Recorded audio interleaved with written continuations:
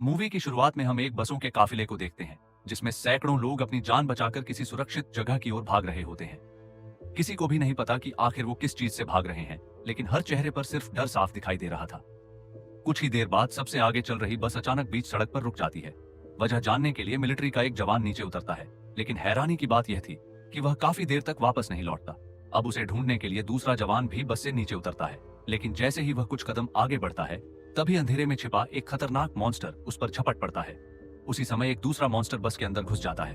यह देखकर जैक और पैट्रिक बिना एक पल घंवाए उस मॉन्स्टर को धक्का देकर बस से बाहर गिरा देते हैं, लेकिन उन्हें बिल्कुल भी अंदाजा नहीं था कि यह तो आने वाले तूफान की सिर्फ शुरुआत थी। कुछ ही सेकंड में चारों तरफ लोगों की चीखें गूंजने लगती हैं। बाहर जैक और पैट्रिक मॉन्स्टर्स से लड़ रहे होते हैं, जबकि दूसरी तरफ सोफिया अपनी छोटी बेटी लूसी को सीने से लगाकर बस के अंदर डरी सहमी बैठी होती है। तभी कई मॉन्स्टर्स एक साथ बस के अंदर घुसने की कोशिश करते हैं। ये देखकर बस में भगदड़ मच जाती है और सभी लोग अपनी जान बचाने के लिए पीछे की ओर भागने लगते हैं।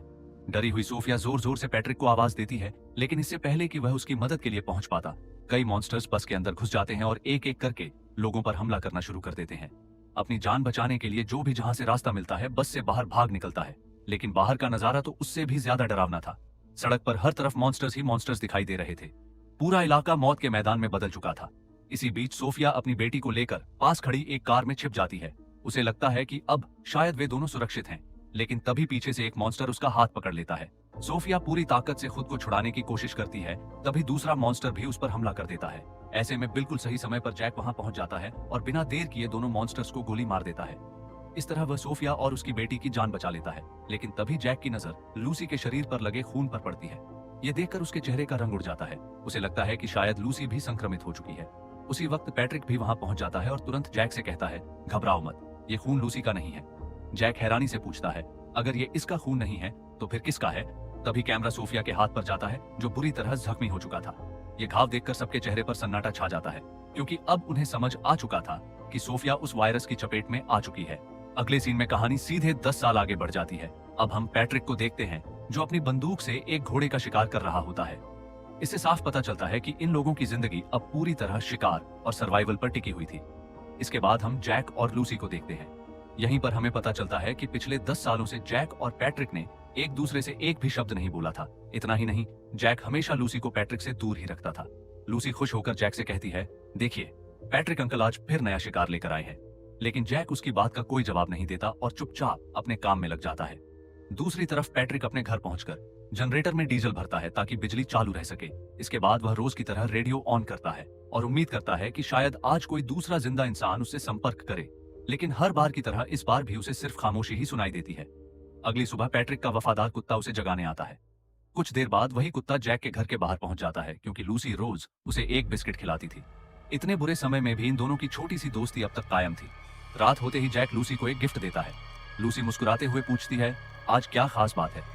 जैक उसे जवाब देने ही वाला होता है कि तभी पैट्रिक अपने रेडियो पर जोर जोर से हैप्पी बर्थडे गाना चला देता है। तभी लूसी को याद आता है कि आज उसका जन्मदिन है। इसके बाद जैक उसे उसकी माँ सोफिया की एक पुरानी तस्वीर और उसकी कुछ यादगार चीजें गिफ्ट में देता है। लेकिन लूसी के मन में एक सवाल हमेशा की तरह फिर उठता है। वह पूछती है, आपके पास मम्मा की सिर्फ एक ही तस्वीर क्यों है और उनकी बाकी तस्वीरें कहाँ हैं?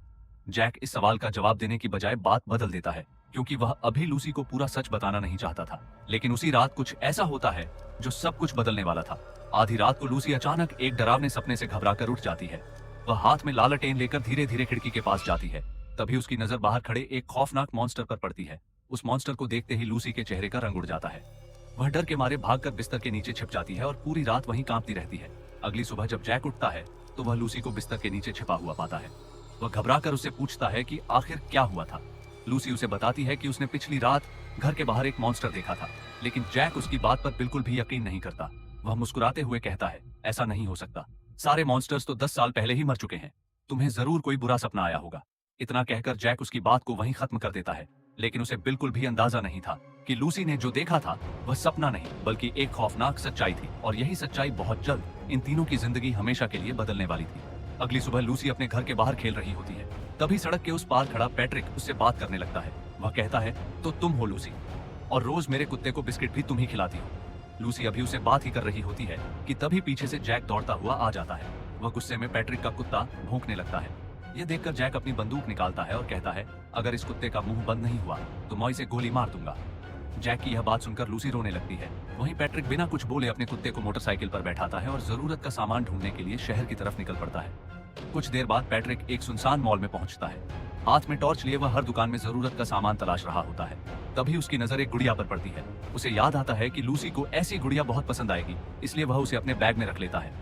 लेकिन तभी उसका कुत्ता अचानक जोर जोर से भौंकने लगता है। पैट्रिक तुरंत उसके पीछे जाता है और वहां जो देखता है उसे देखकर उसके होश उड़ जाते हैं। उसके सामने एक खतरनाक मॉन्स्टर किसी जानवर को बेरहमी से नोच नोच कर खा रहा था। पैट्रिक बिना कोई आवाज किए चुपचाप पीछे हटने की कोशिश करता है, लेकिन तभी मॉन्स्टर की नजर उस पर पड़ जाती है। अगले ही पल वह पूरी रफ्तार से पैट्रिक की तरफ दौड़ पड़ता है। पैट्रिक भी अपनी जान बचाने के लिए भागने लगता है। किसी तरह वह और उसका कुत्ता मॉल से बाहर निकल जाते हैं। बाहर आते ही वह फौरन मॉल का बड़ा गेट बंद कर देता है और अपनी मोटरसाइकिल लेकर वहां से निकल जाता है। लेकिन किस्मत उसका साथ नहीं देती। रास्ते में अचानक उसका संतुलन बिगड़ जाता है और वह बाइक समेत जमीन पर गिर पड़ता है। उधर जैक लूसी को बंदूक चलाना सिखा रहा होता है। इधर कुछ देर बाद पैट्रिक को होश आता है, लेकिन जैसे ही वह उठने की कोशिश करता है वही मॉन्स्टर फिर उसके सामने आ जाता है। इस बार पैट्रिक को लगता है कि उसकी मौत तय है। तभी अचानक गोली चलने की आवाज गूंजती है। यह आवाज जैक के घर की तरफ से आ रही होती है। आवाज सुनते ही मॉन्स्टर का ध्यान भटक जाता है और वह उसी दिशा में दौड़ पड़ता है। इस मौके का फायदा उठाकर पैट्रिक अपनी मोटरसाइकिल उठाता है और पूरी रफ्तार से जैक के घर की तरफ निकल पड़ता है। उधर जैक एक खरगोश का शिकार कर रहा होता है। तभी उसे दूर से पैट्रिक की चीख सुनाई देती है। पैट्रिक लगातार चिल्लाकर उसे वहां से भागने के लिए कह रहा होता है, लेकिन तभी वह खौफनाक मॉन्स्टर दौड़ता हुआ आता है और चलती मोटरसाइकिल पर ही पैट्रिक पर हमला कर देता है। पैट्रिक सड़क पर बुरी तरह गिर जाता है। वह जल्दी से अपनी बंदूक उठाने की कोशिश करता है, लेकिन उससे पहले ही मॉन्स्टर उसे दबोच लेता है। ये सब देखकर लूसी घबरा जाती है। उसकी आंखों में आंसू आ जाते हैं और वह रोते हुए जैक से कहती है, प्लीज पैट्रिक अंकल को बचाइए। लेकिन हैरानी की बात यह थी कि जैक अपनी बंदूक नीचे कर देता है और लूसी से कहता है, तुरंत घर के अंदर चली जाओ। वह चाहकर भी पैट्रिक की मदद नहीं करता। अगले ही पल मॉन्स्टर पैट्रिक की गर्दन पर हमला कर देता है। तभी पैट्रिक का वफादार कुत्ता अपने मालिक को बचाने के लिए मॉन्स्टर पर टूट पड़ता है, लेकिन मॉन्स्टर उसी कुत्ते को बुरी तरह मार देता है। अपने सबसे वफादार साथी को मरते देख पैट्रिक गुस्से से भर उठता है। वह अपनी बंदूक उठाकर मॉन्स्टर पर कई गोलियां चला देता है। गोलियां लगते ही मॉन्स्टर वहां से भाग जाता है। पैट्रिक अपने कुत्ते की लाश को सीने से लगाकर फूट फूट कर रोने लगता है। इस सुनसान दुनिया में अब उसके पास उस कुत्ते के अलावा कोई नहीं बचा था और आज वह उससे हमेशा के लिए बिछड़ चुका था। घर लौटकर पैट्रिक को लगता है कि शायद मॉन्स्टर के हमले में वह भी संक्रमित हो चुका है, इसलिए वह अपनी बंदूक उठाता है और खुद को गोली मारने का फैसला कर लेता है। लेकिन तभी उसे 10 साल पुरानी एक घटना याद आती है, जब सोफिया उससे कह रही थी, पैट्रिक मुझे मार दो। लेकिन पैट्रिक उसे मारने की बजाय उसका संक्रमित हाथ काट देता है। यही कहानी एक बड़ा सवाल छोड़ देती है। अगर उस दिन सोफिया नहीं मरी थी तो आखिर उसकी मौत कैसे हुई? और जैक और पैट्रिक के बीच ऐसा क्या हुआ था कि आज जैक ने उसकी जान बचाने की भी कोशिश नहीं की? अगली सुबह लूसी जैक से नाराज होती है। वह कहती है, अगर आपने पैट्रिक अंकल की मदद की होती तो आज उनका कुत्ता जिंदा होता। फिर वह कहती है कि वह तभी मानेगी जब जैक उसकी मम्मी के लिए नए फूल लेकर आएगा। जैक फूल ढूंढने के लिए घर से निकल पड़ता है। दूसरी तरफ पैट्रिक अपने वफादार कुत्ते को दफनाने जा रहा होता है। इससे साफ हो जाता है कि वह संक्रमित नहीं हुआ था। रास्ते में जैक को वही गुड़िया मिलती है जो पैट्रिक लूसी के लिए लाया था। तब उसे एहसास होता है कि पैट्रिक दिल से लूसी की कितनी परवाह करता था। इसके बाद जैक एक सुनसान घर में जाता है। वहां सोफे पर एक पति पत्नी की लाशें बर्फ में पूरी तरह जम चुकी थी। शायद उन्होंने सालों पहले अपनी जान दे दी थी। वहीं से जैक कुछ नकली फूल उठाकर घर लौट आता है। रात को वह वे फूल लूसी को देता है। लूसी आधे फूल अपनी माँ की तस्वीर के सामने रखती है और बाकी आधे लेकर चुपके से घर के बाहर निकल जाती है। वह सुरक्षा वाली तारों के नीचे से निकलकर पैट्रिक के कुत्ते की कब्र पर वे फूल रख देती है। लेकिन तभी उसके पीछे वही खतरनाक मॉन्स्टर आ जाता है। घर के अंदर से जैक ये सब देख लेता है। इससे पहले कि वह बाहर पहुंच पाता, मॉन्स्टर लूसी के चेहरे पर हमला कर देता है। जैक दौड़कर बाहर आता है और बिना एक पल गंवाए उस मॉन्स्टर से भिड़ जाता है। दोनों के बीच जबरदस्त लड़ाई होती है, लेकिन लड़ाई के दौरान मॉन्स्टर जैक के सीने पर गहरा वार कर देता है, जिससे वह बुरी तरह घायल हो जाता है। जैक जैसे ही बेहोश पड़ी लूसी के पास पहुंचता है, तभी उसके सामने पैट्रिक हाथ में बंदूक लिए खड़ा दिखाई देता है। एक पल के लिए ऐसा लगता है कि शायद अब वह पुरानी दुश्मनी का बदला लेने वाला है, लेकिन अगले ही पल पैट्रिक जैक पर नहीं बल्कि उसके पीछे खड़े मॉन्स्टर पर गोली चला देता है। गोली लगते ही मॉन्स्टर वहीं ढेर हो जाता है और जख्मों की वजह से जैक भी बेहोश होकर जमीन पर गिर पड़ता है। थोड़ी देर बाद जैक की आंख पैट्रिक के घर में खुलती है। होश आते ही वह घबराकर लूसी को ढूंढने बाहर निकलता है। बाहर आते ही उसकी नजर उसी मॉन्स्टर पर पड़ती है, लेकिन इस बार उसके दोनों हाथ कटे हुए होते हैं और वह मजबूती से बंधा हुआ होता है। तभी पीछे से पैट्रिक आता है और बताता है, इन मॉन्स्टर्स की आंखें नहीं होती, लेकिन इनके कान बहुत तेज होते हैं और यकीन मानो इनके जैसे यहाँ बहुत सारे हैं। तभी जैक की नजर जमीन पर पड़ी लूसी की लालटेन पर जाती है। उसका दिल बैठ जाता है और वह घबराकर लूसी के बारे में पूछता है। उसे लगता है कि शायद वह अब इस दुनिया में नहीं रही, लेकिन अगले ही पल लूसी सामने से दौड़ती हुई आ जाती है। उसे सही सलामत देखकर जैक की आंखों में आंसू आ जाते हैं और दोनों एक दूसरे को गले लगाकर फूट फूट कर रोने लगते हैं। इसके बाद जैक और लूसी वापस अपने घर लौट जाते हैं। कुछ देर बाद पैट्रिक रोज की तरह अपने रेडियो के सामने बैठा होता है। तभी अचानक उसके रेडियो पर किसी की आवाज सुनाई देती है। हैरानी की बात यह थी कि वह आवाज लूसी की होती है। लूसी और जैक उसे रात के खाने पर अपने घर आने का न्योता देते हैं। इतने सालों की तन्हाई के बाद यह सुनकर पैट्रिक की खुशी का ठिकाना नहीं रहता। वह कई सालों बाद नहाता है, अपनी बढ़ी हुई दाढ़ी साफ करता है और लूसी के लिए एक छोटा सा तोहफा लेकर जैक के घर पहुंच जाता है। बिना दाढ़ी के देखकर लूसी उसे पहचान ही नहीं पाती। जब पैट्रिक मुस्कुराकर कहता है, मैं ही पैट्रिक हूँ, तब लूसी दौड़कर उसे गले लगा लेती है। फिर पैट्रिक उसे वही गुड़िया देता है जो उसने मॉल से उसके लिए उठाई थी। गुड़िया पाकर लूसी खुशी से झूम उठती है। कुछ देर बाद पैट्रिक गंभीर होकर जैक से कहता है कि उन्हें जितनी जल्दी हो सके इस जगह को छोड़ देना चाहिए, क्योंकि मॉन्स्टर्स कभी भी यहाँ पहुंच सकते हैं। लेकिन जैक उसकी बात का गलत मतलब निकाल लेता है। वह गुस्से में कहता है, अगर तुम्हें जाना है तो तुम अकेले चले जाओ, और पैट्रिक चुपचाप अपने घर लौट जाता है। यहीं पर कहानी हमें 10 साल पीछे ले जाती है। फ्लैशबैक में दिखाया जाता है कि पैट्रिक अपने घर में शराब के नशे में टूटा हुआ बैठा है। तभी जैक वहां आता है और गुस्से में पूछता है, तुमने ऐसा क्यों किया? पैट्रिक घबराकर सोफिया के बारे में पूछता है, लेकिन जैक उसे बताता है कि सोफिया मर चुकी है और उसकी मौत का जिम्मेदार वही है। यह सुनते ही पैट्रिक पूरी तरह टूट जाता है। इसके बाद जैक छोटी लूसी को अपने साथ लेकर वहां से चला जाता है। यही कहानी का सबसे बड़ा राज सामने आता है।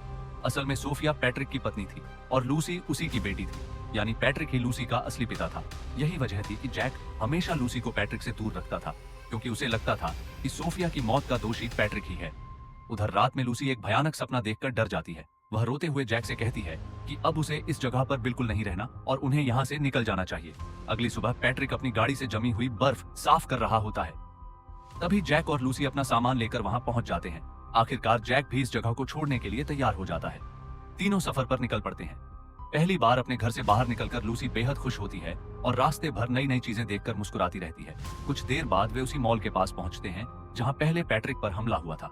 इस जगह को देखते ही पैट्रिक को पुरानी बातें याद आने लगती हैं। फ्लैशबैक में दिखाया जाता है कि उस दिन उसका सोफिया से झगड़ा हुआ था। गुस्से में वह उसे अकेला छोड़कर पैदल चला गया था। सोफिया गाड़ी में बैठी रो रही थी। तभी अचानक एक मॉन्स्टर ने उस पर हमला कर दिया और उसकी जान ले ली। यहीं पर साफ हो जाता है कि सोफिया की मौत पैट्रिक के हाथों नहीं हुई थी, बल्कि मॉन्स्टर के हमले में हुई थी। कुछ देर बाद तीनों मॉल से बाहर निकलते हैं। तभी लूसी की नजर दूर खड़ी एक लड़की पर पड़ती है।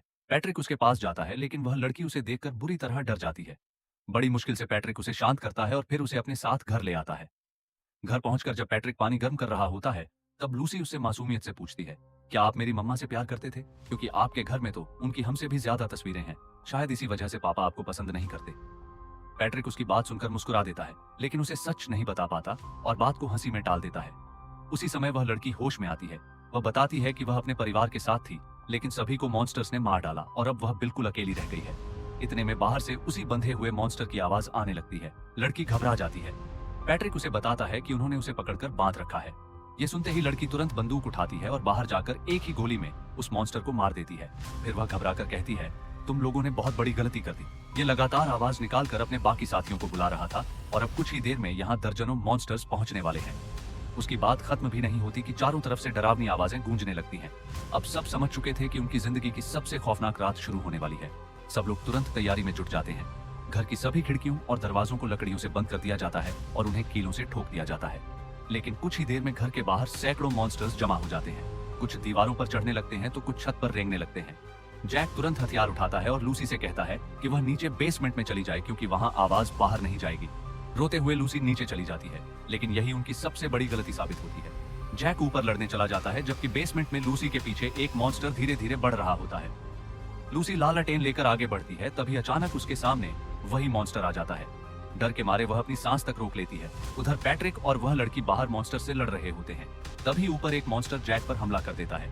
जान बचाने के लिए वह एक कमरे में घुस जाता है, लेकिन दरवाजा बंद नहीं कर पाता। उसकी बंदूक भी नीचे गिर जाती है और तभी दूसरी खिड़की तोड़कर एक और मॉन्स्टर अंदर घुस आता है। उधर लूसी अपनी सूझबूझ से लालटेन को एक बड़े बक्से में फेंक देती है। आवाज सुनकर मॉन्स्टर भी उसी बक्से में घुस जाता है और लूसी तुरंत उसे बंद कर देती है। ऊपर पैट्रिक देखता है कि मॉन्स्टर्स अब दीवारें तोड़कर घर के अंदर तक पहुंच चुके हैं। तभी वह लड़की एक शानदार तरकीब सोचती है। वह तेज आवाज में गाना चला देती है। तेज आवाज सुनते ही सारे मॉन्स्टर्स बुरी तरह तड़पने लगते हैं। इसी मौके का फायदा उठाकर लूसी और जैक भी नीचे आ जाते हैं। तभी रेडियो पर किसी की आवाज सुनाई देती है। वह बताती है कि इन मॉन्स्टर्स को सिर पर गोली मारने से ही पूरी तरह खत्म किया जा सकता है। लेकिन उसी समय जनरेटर का डीजल खत्म हो जाता है। सारी लाइटें बंद हो जाती हैं और गाना भी रुक जाता है। लूसी जल्दी से सबको रेडियो वाली बात बताती है। वह यह भी कहती है कि रेडियो पर किसी सुरक्षित जगह का नाम बताया गया है, जहां अभी भी बहुत सारे लोग जिंदा हैं। यह सुनकर पैट्रिक एक बहुत बड़ा फैसला करता है। वह कहता है, तुम सब मेरी गाड़ी लेकर निकल जाओ, मैं इन सब का ध्यान अपनी तरफ खींचता हूँ। इसके बाद वह लूसी को गले लगाकर उसे माफी मांगता है। लूसी उसकी बात का मतलब समझ नहीं पाती। कुछ देर बाद पैट्रिक हाथ में बंदूक और आग लेकर घर से बाहर निकल जाता है। वह जानबूझकर जोर जोर से आवाज करता है ताकि सारे मॉन्स्टर्स उसके पीछे आ जाएं। रास्ते में वह कई मॉन्स्टर्स को गोली मार देता है, लेकिन आखिरकार वे उसे चारों तरफ से घेर लेते हैं। अपनी आखिरी सांसों में पैट्रिक आग जला देता है। देखते ही देखते चारों तरफ आग फैल जाती है।